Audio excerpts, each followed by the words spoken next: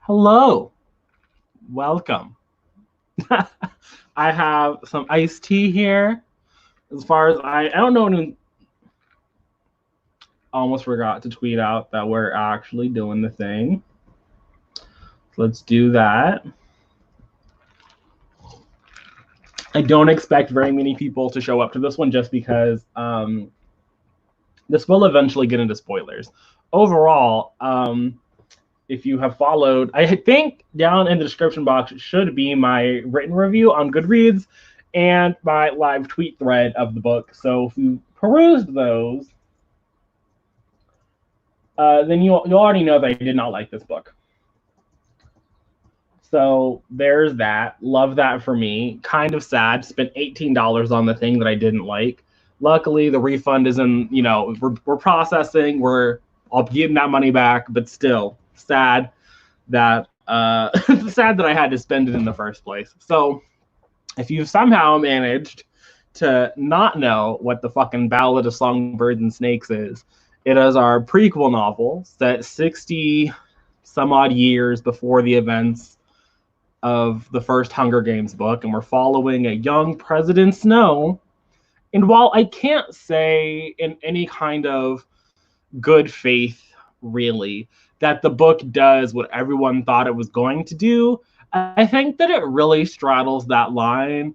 And in terms of giving us content that isn't humanizing a man who murdered hundreds of small children, it gets pretty close because the book offers a lot of characters who push back on the idea of the Hunger Games existing, but there only really seem to be two people who are uberly invested in them continuing. And while sure one of them is in a position of some power, like some pretty impressive power, the fact that just about every other capital character we meet is like so against them, it kind of pulls you out of things a bit. Because like, if all of you are against this idea, then why are we here? And I don't think the book ever really does a great job of explaining why the games went on for the 9 years before this. And as for why they continued, well, that's all Snow's fault. So even if you were, and I don't think the book actually adds any kind of complexity or depth to Snow as a character. It's been a really long time since I've read the original trilogy, so I couldn't tell you what his motivations seem to be there.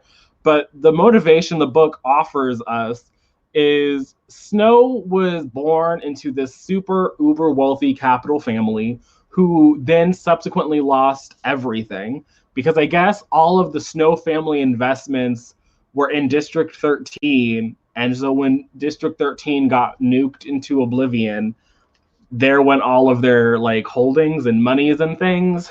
And they were no longer able to be like the weapons manufacturer for the capital. And so because of this, eventually Snow's father dies, and then his mother's dead. And so now he's an orphan and he has no money. And Suzanne Collins doesn't let you forget that he's an orphan and they have no money. Like the number of times I had to read about this man eating cabbage, and how the cabbage smelled of poverty, and how they had no money, and how their electricity got cut off, and how they were freezing and huddling together in their grandmother's bed for warmth, when suddenly a miraculous gift from the capital like saved them and they were able to eat this fucking canned salmon. And like the number of times, like, I got it. Like, Mr. Snow was a broke bitch. Got it. But Suzanne Collins seemed to need to continue to reinforce this on us so that we could understand that what he was trying to get was control, so that he would never have to be that vulnerable again. And I don't think that's really a complex arc for a villain. I think that, honestly, when you had Katniss at the end of Mockingjay voting to have another Hunger Games for the Capital Children, that felt more like a complex villain arc than anything that fucking Suzanne Collins wrote here in the Ballad of Songbirds and Snakes, because everything here was like he was a poor man who didn't want to be a poor man, and so he was doing everything that he could to not be a poor man. I also felt that the 10th Hunger Games were simply the messiest Hunger Games in history. I think it was like a solid two um, tributes who were dead before the games even began, and then that third tribute who was executed by the Capitol because he slit Homegirl's throat, and the fact that they had to like black out the screen because Sejanus like broke into the arena, which was honestly, it was kind of upsetting how low tech the arena was. I think that was another issue I had with this, is that we know that this book is meant to be set super far flung in the future. I mean, closer to our reality now that we're like, 63 years before the Katniss games. But like, this is still meant to be in the future, after some cataclysmic event and war and shit. But this arena was painfully low tech, and I was just kind of like, that was all of the fun that I felt in the original trilogy was in the technology, was in the operations of the games, and seeing the Genesis and how like boring that was. It was kind of a letdown. They're like in an abandoned fucking football stadium, essentially. Like there's nothing exciting going on here. So when Sejanus like broke in and was like super sad because Marcus was dead and he was like trying to honor him, again, it was the situation that I thought was just completely and utterly ridiculous. And then you had Snow feel bad because he was like killing this District 2 boy or something. No, was Bobbins from District 2? I think he was from District 8 or something. It doesn't matter. He had to kill Bobbins. That was stupid. Because it's like, we know this man went on to be the orchestrator for hundreds of other deaths. Like, hundreds of them. So, like, the idea that he is so bent out of shape about this one little boy, like, I'm sorry, you're not selling me, Suzanne. I didn't buy it. I didn't think he would actually be that torn up, especially when he was all for it. I mean, obviously it's easy to be for something if you're not the one that actually has to like bludgeon the kid to death. But in all honesty, I truly did not care. I did not care that Snow had to kill him. I thought it was stupid that he was snuck in. I thought, but I think that even all of that was infinitely times better than the romance arc that she tried to introduce here. I have to say that Lucy Gray, fucking, what is it? Covey. Mary fucking Sue, but she's like a complete, manic pixie dream girl. Like the moment she was introduced in the novel, all I could think about was that silly Stargirl preview from Disney Plus where Stargirl shows up and is like playing her little ukulele and singing happy birthday to the little protagonist man. I never read Stargirl and I never plan on watching that movie, but that's what Lucy Gray was giving me. And I was just like, you exist for what? For what? For what? For Snow to be attracted to somebody? I didn't care for her at all. And I kept waiting for the girl to die. Like I kept waiting for there to be like a super poignant moment in the narrative where she would be like bleeding out in his arms or something. And I guess a good thing is that never came. That didn't happen. That wasn't her story. Yes, there's a romance. Yes, yes, there's a romance. Like the entire narrative arc of the story relies on you believing that Snow is super in love with this girl from District 12, which I think is only included to make his hatred of Katniss like that much more. Like he never got to have his District 12 girl, and so like he doesn't like that Katniss exists and gets to be. I think that that's really the only reason that Homegirl exists, because I didn't understand any of this, to be honest, because they were talking about a time before the districts, but I'm like, the districts have seemingly been in place for a very long time, so like I don't understand. I also felt that the Capitol district relationships just continue to not make sense for me.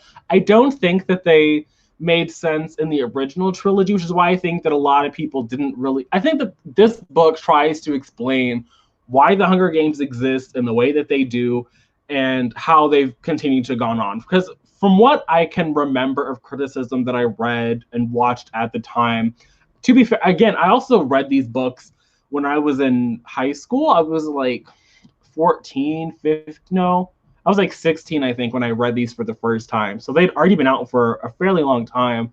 There was already a lot of opinions out about them. And I think that a lot of the complaints were really that the Hunger Games don't make sense as an institution because, like, it doesn't make sense. And then if they did exist, it doesn't make sense for them to exist in the way that they do.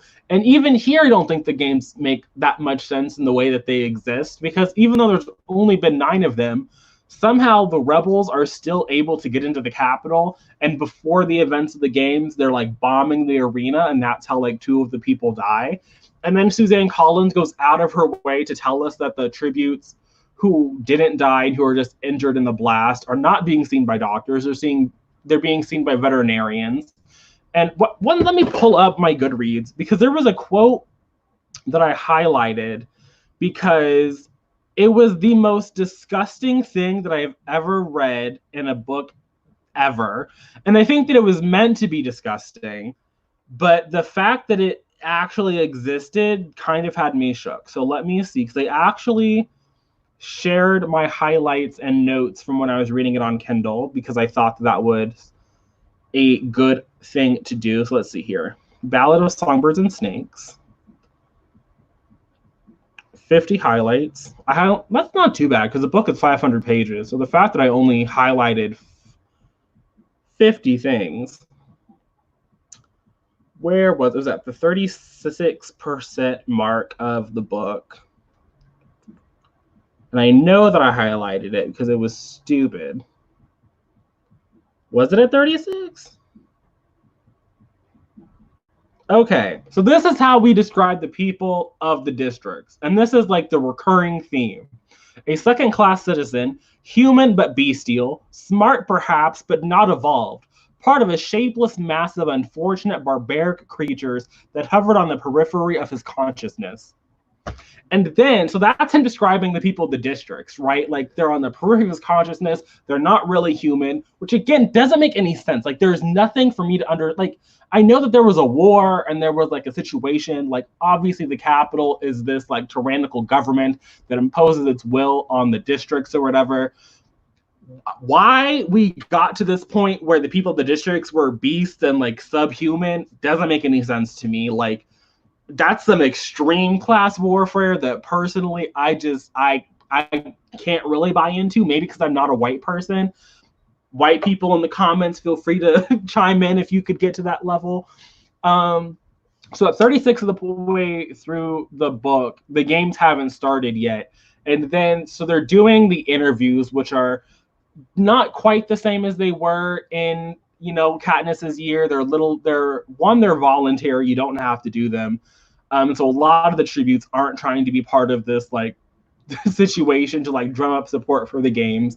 But then later on, like literally 3 pages later, at the 37% of the way through the bookmark, Coriolanus goes out of his way to be like, well, Lucy Gray isn't really like a girl from the district. She's kind of like a capital girl. And it's like, so you're saying she's not from the district, so you can like feel okay wanting to bone her. But like I literally just had to read about you calling these people subhuman and bestial, and they're being seen by veterinarians and not doctors, and the Capitol is refusing them medical. Like it was like the weirdest experience that I've ever had reading a book, because I didn't really understand.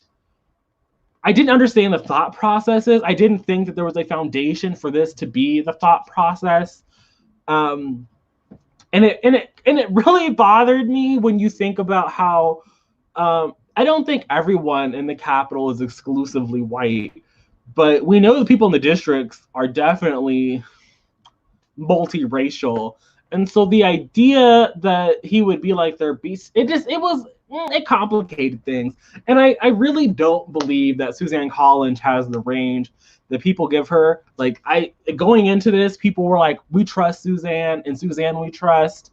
And you won't, I don't trust her, just because not only was the book just uncomfortable at a lot of times, but it I didn't see the point of it. I don't understand why this book is 500 plus pages. My Kindle edition, I think it's like 540 pages. I think the regular hardcover is like 520 or something.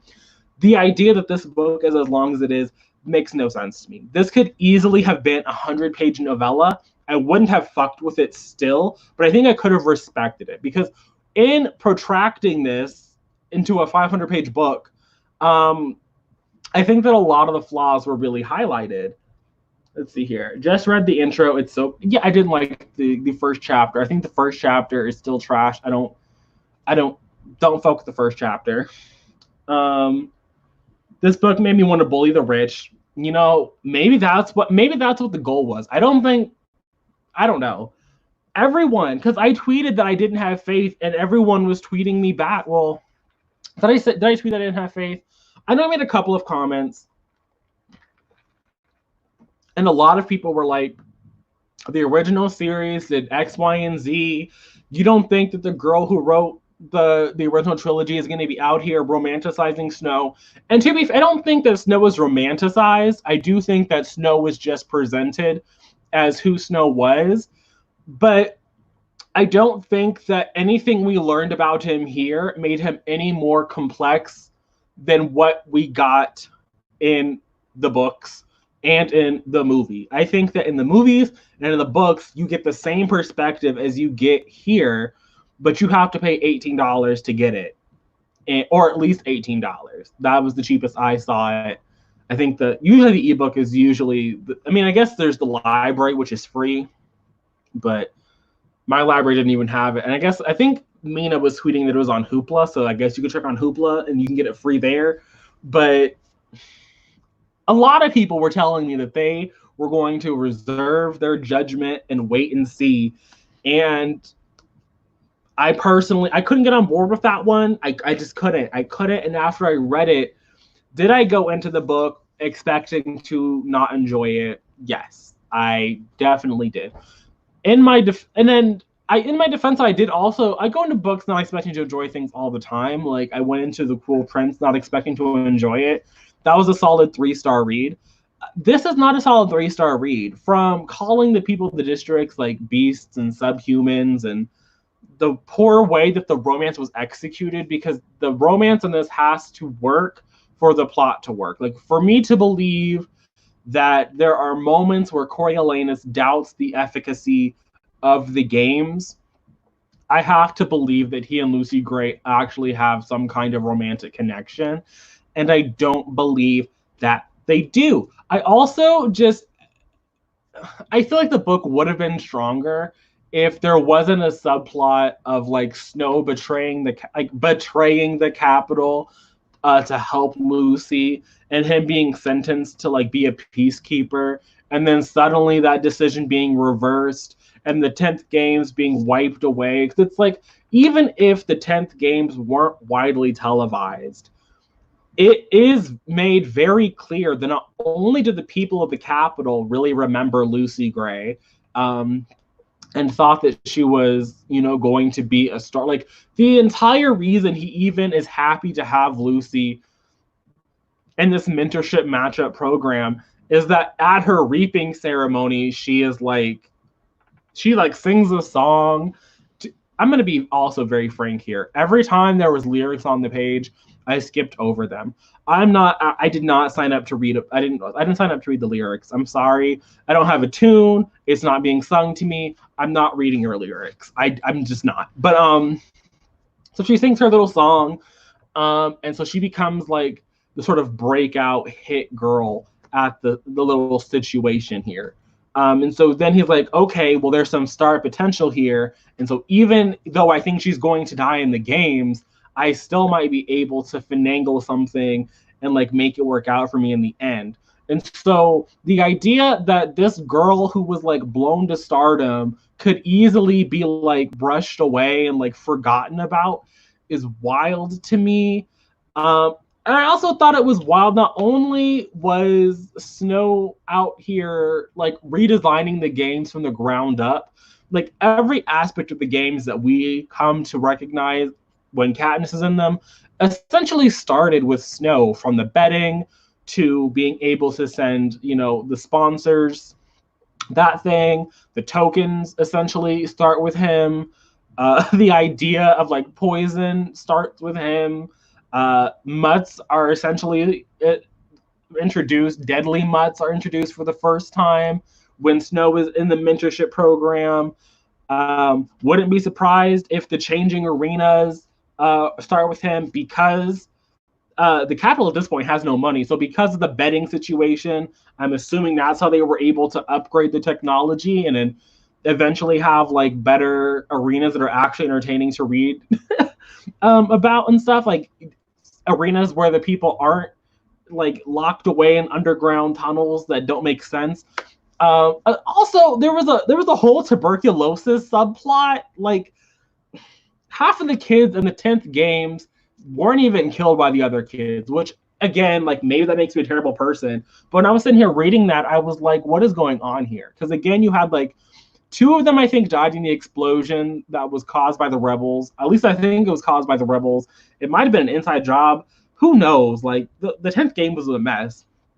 You had Marcus from District 2 who ran away, and they caught him and they essentially beat him to death. I mean, they didn't beat him to death. They beat him to the brink of death and then just hung him in the arena for the kids to finish off. The man who slit Homegirl's throat, he was publicly executed before the games began. I think they start with the games with like a good like 13 people. Like so many of the kids are dead before they even walk in. And then when they do get in, 2 of them 2 of them are like poisoned. One of them has fucking tuberculosis, and only one of them has tuberculosis, even though I'm pretty sure tuberculosis is super contagious, and they were all in the same little fucking zoo enclosure. So the fact that not all of them had tuberculosis doesn't make any sense to me. Homeboy from District 12, the male from District 12, caught fucking rabies and somehow was able to not go rabid until the games were happening, and again, didn't infect anybody else with his rabies. Like, all of these communicable diseases that should have killed off these children before they even set foot in the games somehow don't. And then, yeah, Lucy wins the games, and I was so confused. I was waiting for this girl to die, and then she doesn't die, and then the book keeps going. Like, the last third of the book was so weird and didn't make any sense to me, because Coriolanus gets sentenced to becoming a fucking peacekeeper in District 9, and then he gets transferred to District 12 to be with her. And then at the end of the book, she like runs off into the wilderness and is like, "I'm gonna be free." And it was weird, because at the end it was just Lucy and fucking Reaper, and somehow Reaper was the other person that she poisoned. So Lucy won, and then they erased her games from memory, and then the very next year, Snow was like, "We should put these people in houses." I don't understand why authors are making continuations already completed series. It just screams cash grabs and movie deal to me. I think that this could probably work as a movie. I would probably trust Francis Lawrence to craft this movie. I would probably enjoy this movie more than I enjoyed this book, because this book just, I don't care for it. I don't think that the movie is going to add complexity to his character, but I might believe the romance more. Like, the actors might be able to like go on from it. Can you explain the zoo thing? So my understanding is that like all of the things that we associate with the Hunger Games at this point in the history of Panem don't exist. And so all of because I know Katniss arrives with like a capital escort and they're on like an actual fancy train, but here, for again some odd reason, Homegirl, who had fucking tuberculosis, didn't infect anybody in the cattle car, which again also felt vaguely like references to the Holocaust. Like, I'm like, you put all these people in a cattle car, we're calling them subhuman. Anyway, so they arrive in the cattle car in the Capitol, then they're all crammed into the thing, and instead of being put up in a hotel with the AVOXes, which again also made no sense to me here, because I remember someone was talking about how they liked the cut. I think it was Sejanus's mom was talking about how her AVOX liked the custard pie because it was easier to swallow. And then I was like, can you swallow without a tongue? because I know that your tongue helps you swallow things. So then I was like, how do they not starve? But anyway, instead of being put in like the hotel or at the academy or wherever they were housing Katniss, it's been like, again, a good decade since I read the book. They were all housed at the zoo in like a zoo enclosure because they're not human. And so that's where they were being held. And that's where all of the mentees and mentors would come and talk to their people or whatever.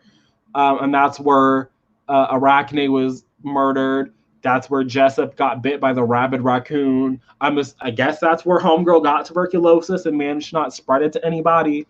But that's what I understood the zoo to be. I thought it was just another way of dehumanizing the people of the districts in a way that, again, pulls from actual, like how actual marginalized groups have been treated throughout history.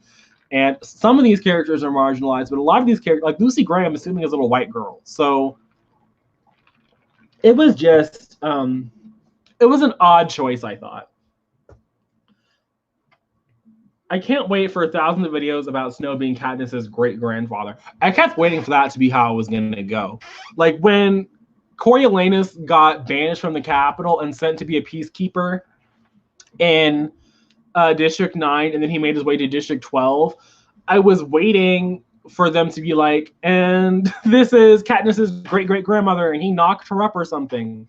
But I think that the most that they ever do is they kiss a couple of times, and even that was really uncomfortable to read about because it's like, bitch, you were just calling her subhuman. Why would I be invested in this relationship? And I kind of blame, I don't want to say I blame book Twitter, but y'all be out here hyping some really odd relationships. And so when y'all, now I have this book where this man was calling her subhuman and now they're making out. I kind of blame book Twitter for that one. Like y'all said you were into this weird shit. What are some tributes in the arena? What's up with the Tigress in the book? What's her I don't think Tigress has a significance. I think she was just there to show that Coriolanus and her used to be tight. This is before any of her super, because I forgot who she was. I had to go on like the Hunger Games Wikipedia to be like, why is everyone super excited to see Tigress here? Like she's just in this book, she is just Coriolanus's cousin. She goes out of her way to support Coriolanus. Like at the beginning, he's talking about how he thinks that she's out prostituting herself to buy him a shirt or like doing some weirdness. But she really is there to like just be his cheerleader, which is so strange because when I was on the Wikipedia page, she was helping the rebels in 13. Like in this one, she seems to be fully aware that Coriolanus wants to be president. Like that's what their grandmother talks about all the time, that Coriolanus is going to restore the great name of the House of Snow.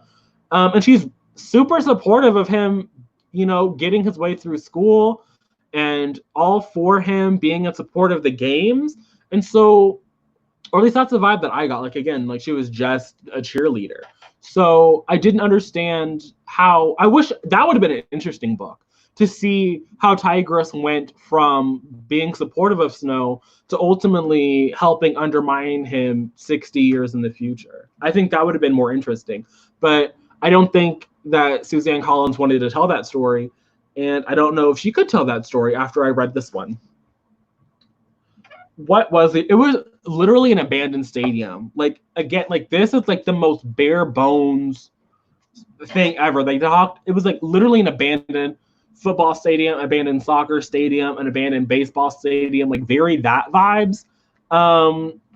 And it was abandoned before the game started. It had gotten like bombed by, I think it was meant to be the rebels. I don't think that was ever really confirmed. I think that easily could have just been Capitol propaganda. But it was bombed, and so it's just a bombed soccer stadium. It wasn't anything like Katniss's time. I really like the book, but I really like listening to your takes. Also thought Lucy Gray was coded as Romani. Maybe she was, but I could understand that the way that Lucy Gray talked about how they existed before the districts, how her people just went where they went. They weren't really anybody. So I could understand that. I think that if a Romani person wanted to come and be like that and claim it, I think that would make sense to me. I don't think that it helps anything though. I I don't know. I would really love to see why you liked it as much as you did, because I'm kind of confused as to what there is to like about it. I was kind of looking forward to seeing the games play out, but I also think that seeing the games play out was kind of the worst part. And then when we got to part 3, like it just there was no saving it. I was done. I was off. I was just trying to get to the end. Just started part 2. Okay, part 2. I think that part 2 wasn't my favorite. Maybe not. Maybe not. I don't think I had a favorite part of this book, if I'm being honest. But I did think it was definitely better than part 3. Part 3 is easily the worst part. So even though it's all bad, part 3 I think is the worst of the bad. How did the tributes die before the games? Well, one of them slit his mentor's throat, so he was publicly executed. Then, like I've been saying, the arena was bombed, and a couple of them died from complications because of that, and a couple of them died there. And then Marcus ran away, and he was like strung up in the arena, and so he was forced to be killed in the arena, but he was like on the verge of death anyway. Like I think he would have died regardless of what Homegirl did to him. So between the bombing of the arena and the one that split, that's how they died before the games. Again, like I think that the 10th games were so fucking messy that I refuse to believe that even if they were widely watched, like the whole point of all of the things that Coriolanus is suggesting, and the reason they have these academy students is because they aren't getting viewed. So the Hunger Games, they're not getting views, and they want them clicks, they want the engagement. They're like me, right? And so they're adding all of these things. They're adding, the sponsorships, and now you can bet on them to get people to watch them. So even though I think that people weren't watching and they probably don't care that Homeboy died before the games or those two died in an explosion, I refuse to believe that people actually forgot about the 10th Hunger Games. They're too messy. They're too messy. If anything, her being Romani would make the fact that this white man who thinks she's subhuman. Yeah, it really would. Like I said, I don't think that her being Romani makes anything better, but I could understand somebody. I could understand somebody wanting to make and claim that. I could understand that one.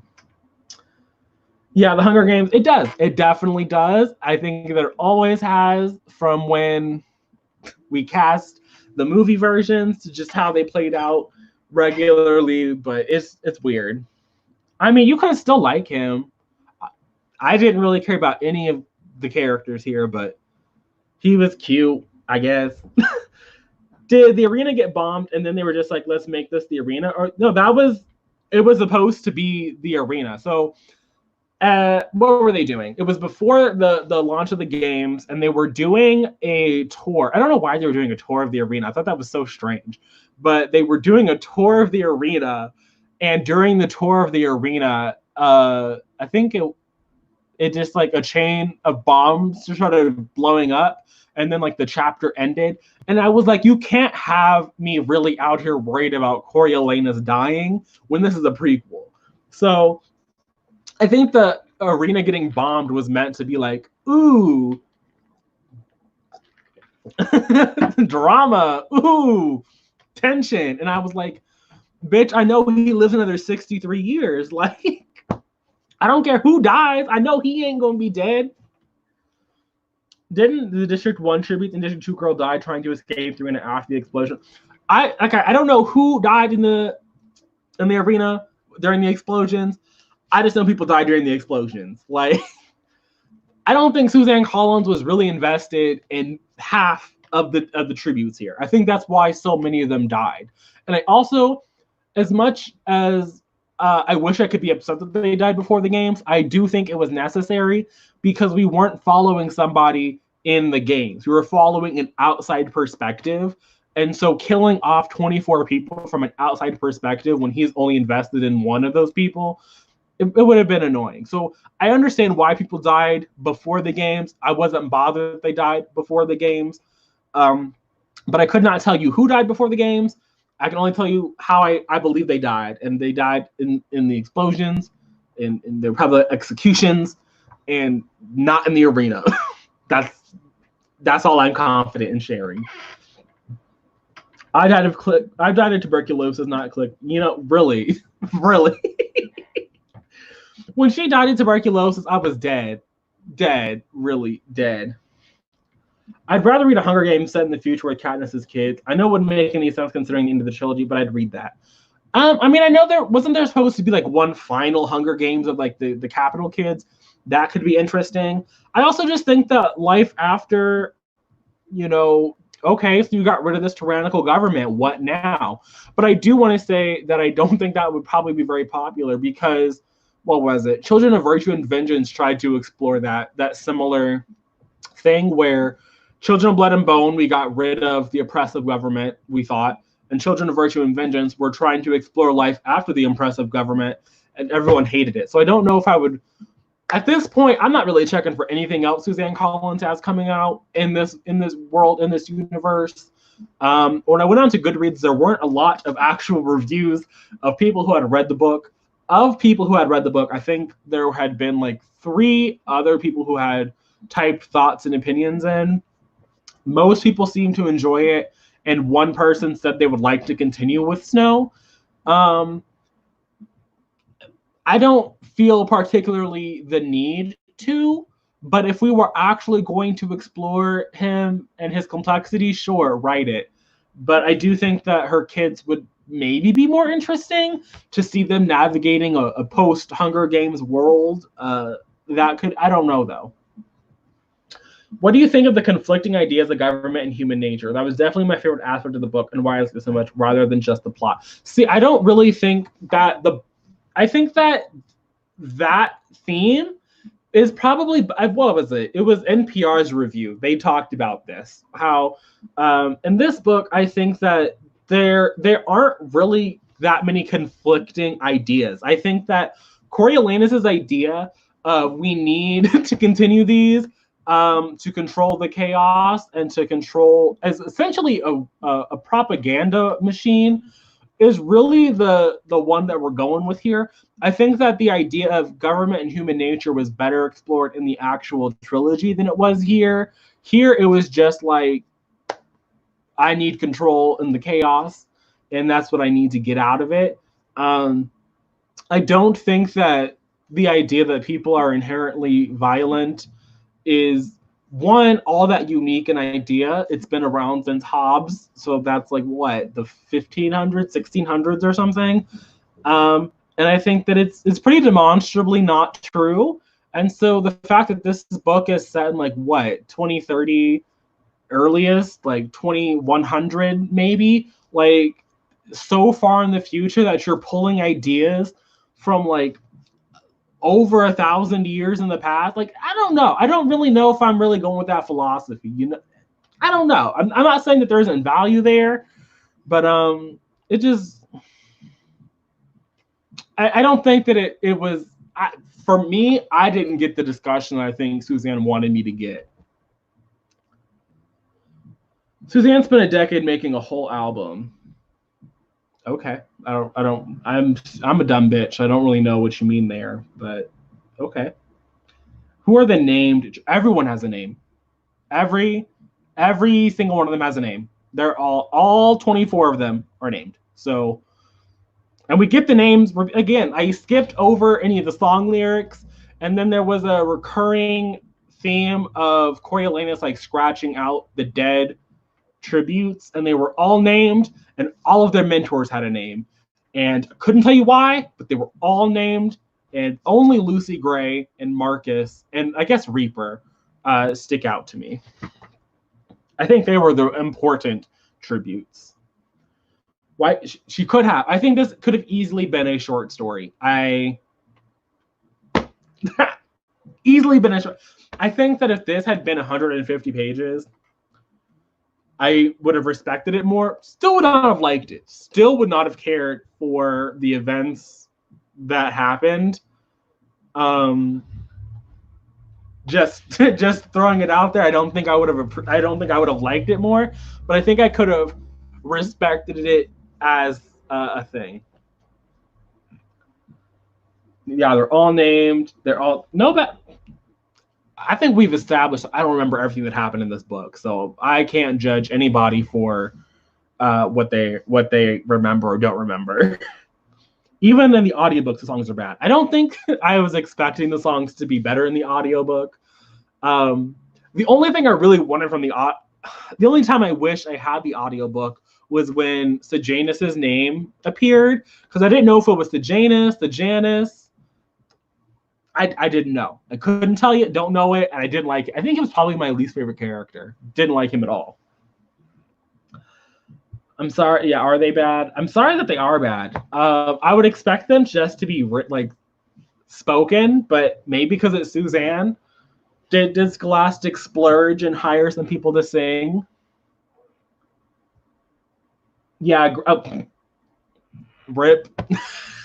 But he can sing, so I don't know why they didn't. I don't know. But again, like, I don't understand. Like, I do this anytime like song lyrics appear in books. Honestly, I'm not gonna read your poetry here, because if I don't know what the what the beat is meant to be, I'm not like what the background is. Like, it's just not gonna work for me. So I'm just not even gonna waste my time.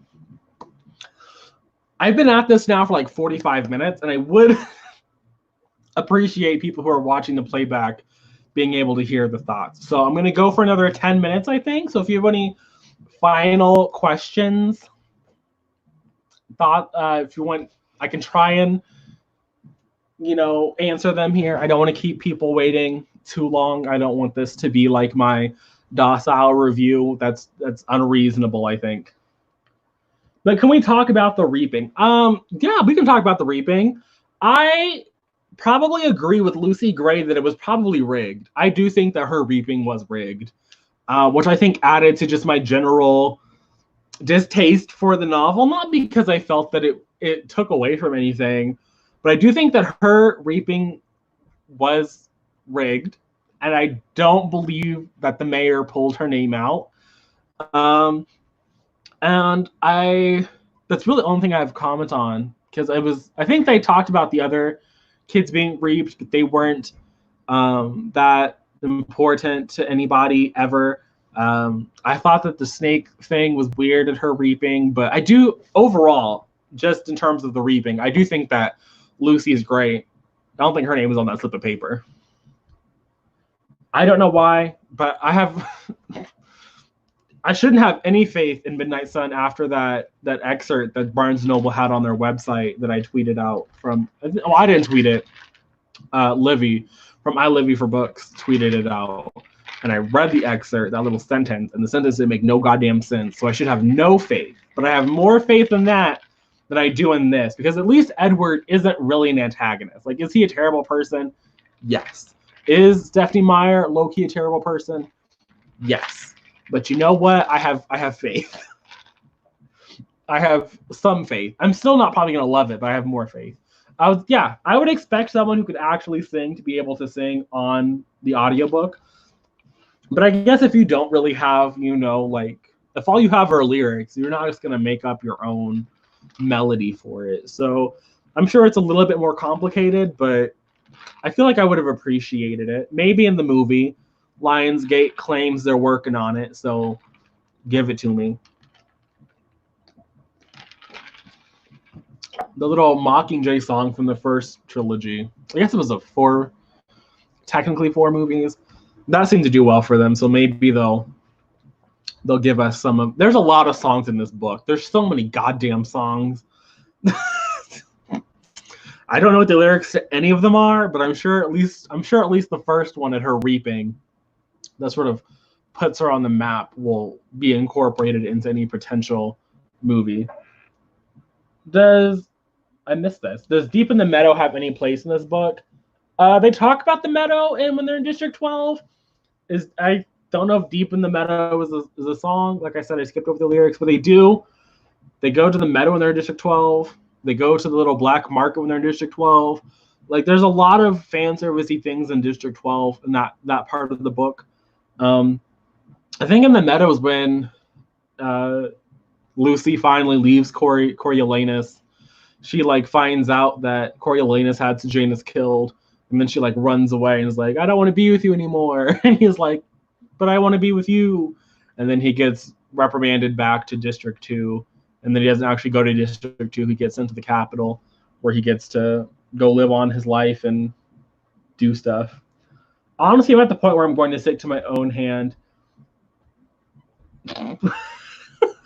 That part of the book was that part of the book was weird. I don't understand the snake tank.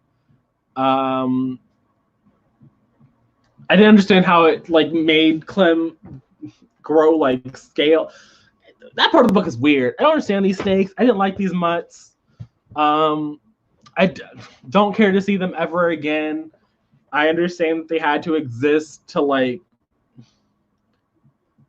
be the genesis of mutts in the games, but those snakes added nothing to the story for me. Anytime Homegirl was singing or they were mentioning a snake, I was like, you're only doing this because the book is called Ballad of Songbirds and Snakes. So here we are. And that extended bit in the third part of the book, we had to go on and on about mockingjays, and then they were looking for mockingjays, and then fucking Snow was using a mockingjay to record Sejanus's confession because Sejanus was going to help the rebels. It was all stupid. I kind of was waiting. When I got to the third part of the book, and we kind of were getting like a rebel subplot, I was kind of hoping that we would get clued into the fact that District 13 was still alive and well, and that would like maybe play into how Snow hated everything and everyone. But then we didn't even get that. And I was like, I read this whole book and I didn't get no hints at a District 13.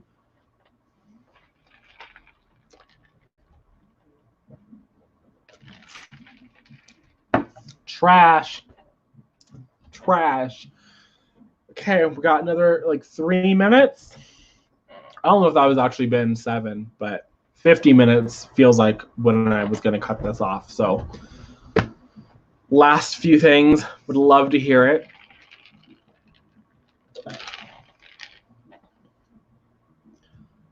I swear she got it.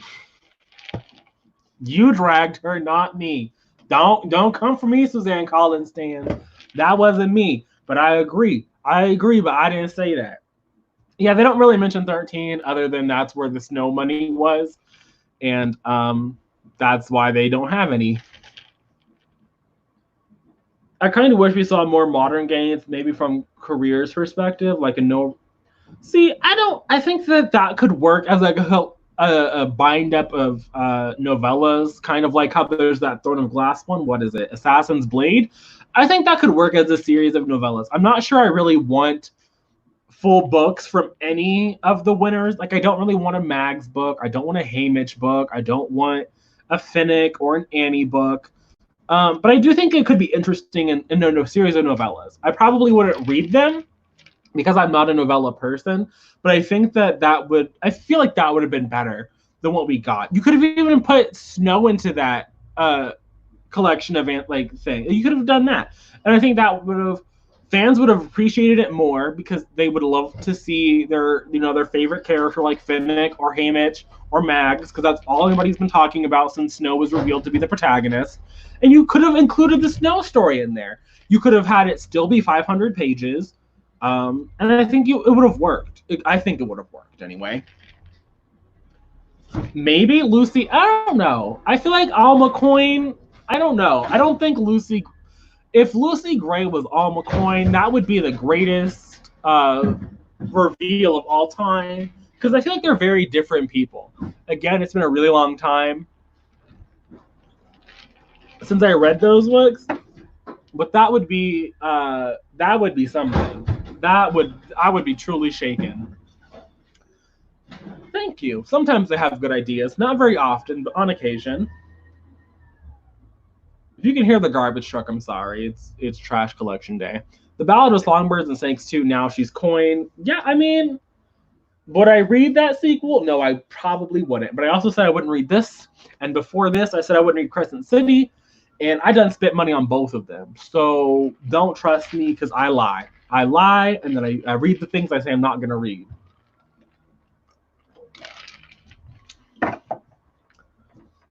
That is something I would read.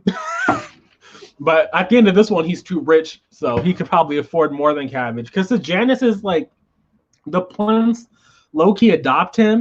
And I was like, that's so weird. Who just randomly adopts? Like, Snow is a grown-ass man talking about, oh, and then they felt bad for me. Bitch, you're like 19 years old. What do you mean you're getting adopted? Because like their son betrayed the Capitol. Just stupid. But with that, I think that's a perfect note to end on. Snow getting adopted as a fucking adult. Garbage. But thanks for tuning in. Feel free to come on to Twitter and we can continue the conversation there. But I'm gonna go. I'm gonna let you guys go. Thanks for coming out. I really appreciated it. I didn't think I'd be able to talk for this long, but we did it. And I'll see you guys again soon in another video. But until then, and until next time,